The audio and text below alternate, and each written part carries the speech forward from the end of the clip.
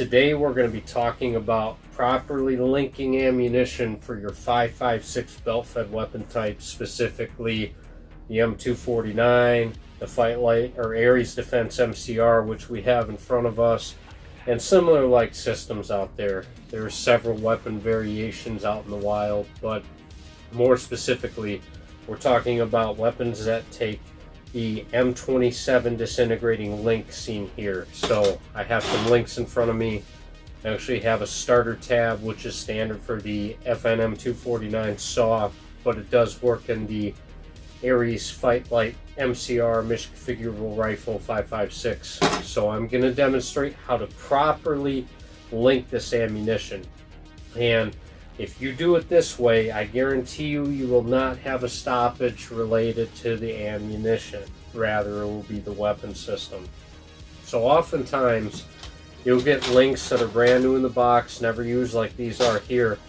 And right out of the bag, they're very tight. They're way too tight to feed in weapons. And they're designed that way for heavier operating rods and hot ammunition like we have here, M855, but not everyone wants to run that stuff.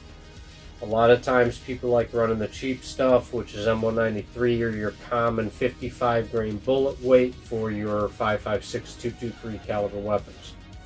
Anyway, so I'll demonstrate here. I have some common M855. This is green tip stuff, so this is PMC X-Tac. So this stuff is common and very similar to your Lake City Federal M855, but it's the same spec. It's got the military swage primer, sealant, and of course the SS-109 projectile.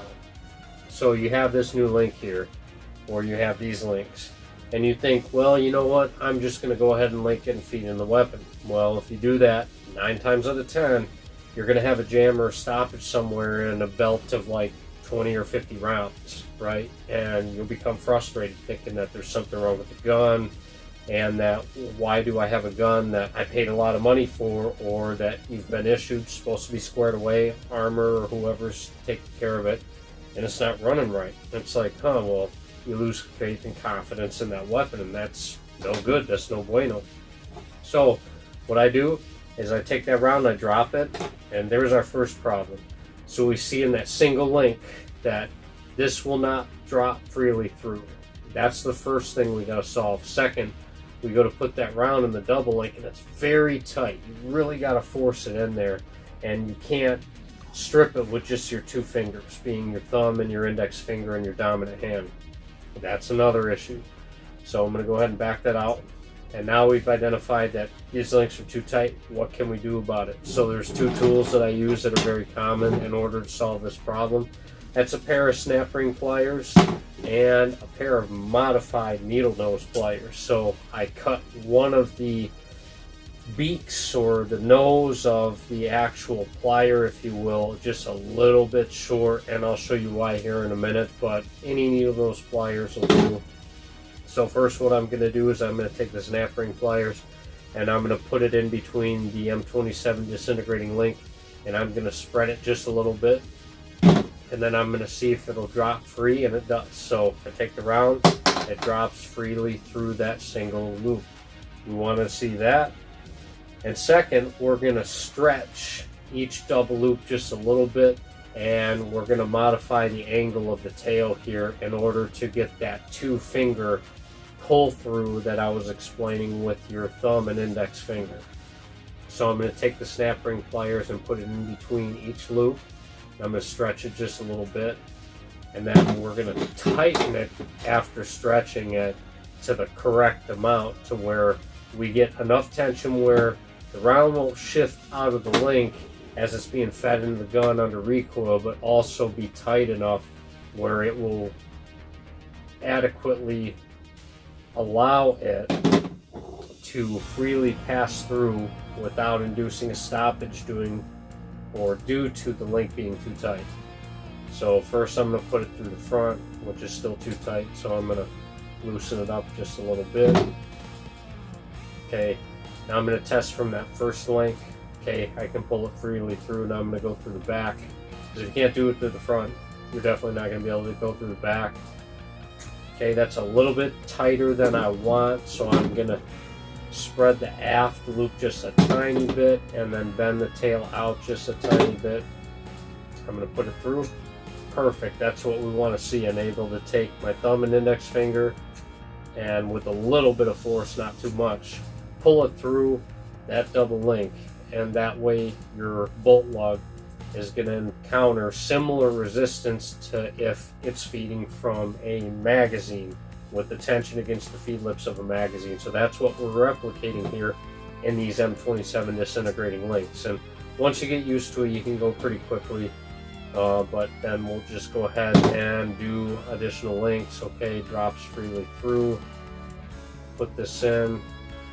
And once you kind of know what you're doing, you can go a little bit faster. It is a long process, but the nice thing is that once you do this to all the links and you reuse them, they'll always be good to go once you calibrate them. I call this calibrating the links, if you will.